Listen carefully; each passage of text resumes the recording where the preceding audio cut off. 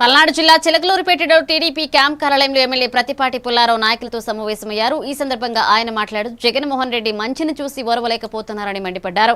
కూటమి ప్రభుత్వం లోకేష్ బాబు చొరవతో 16,347 టీచర్ పోస్టులు సాధ్యమయ్యాయని తెలిపారు. డిఎస్సీని అడ్డుకోవాలని చంద్రబాబుకు చెడ్డ పేరు తీసుకురావాలని జగన్ తీవ్రంగా ప్రయత్నించారని ఆయన ఆరోపించారు. ప్రభుత్వం చేపడుతున్న అభివృద్ధి కార్యక్రమాలను ప్రజల్లోకి తీసుకువెళ్లాలంటూ నాయకులకు సూచించారు.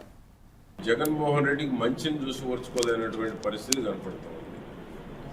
డిఎస్సి అంత బ్రహ్మాండంగా 16,347 పోస్టులు ఇస్తే 200 కేసులను అధిగమించి లోకేష్ బాబు గారు తీసుకున్నటువంటి చొరవకి 16,347 మంది ఈనాడు టీచర్లు అయ్యారు. 200 కేసులు దాదాపు ఆ డిఎస్సిని అడ్డుకునేటువంటి దానికి జగన్మోహన్ రెడ్డి చేయని ప్రయత్నం అంటూ లేదు. అన్ని రకాల ప్రయత్నం చేసి డిఎస్సిని అడ్డుకోవాలి. తొలి సంతకం పెట్టిన చంద్రబాబు నాయుడు గారికి యొక్క ప్రభుత్వానికి, కూటమి ప్రభుత్వానికి చెడ్డ పేరు రావాలని విశ్వ ప్రయత్నాలు చేశాడు జగన్మోహన్ రెడ్డి.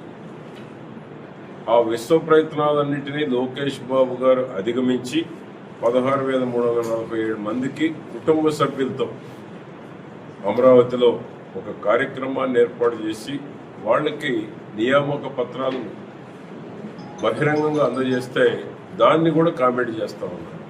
అంటే ఏదో ఒక విష ప్రచారం చేసి నమ్మించాలి అనేటువంటి కుట్ర జగన్మోహన్ రెడ్డి బ్లడ్లోనే కనపడుతుంది.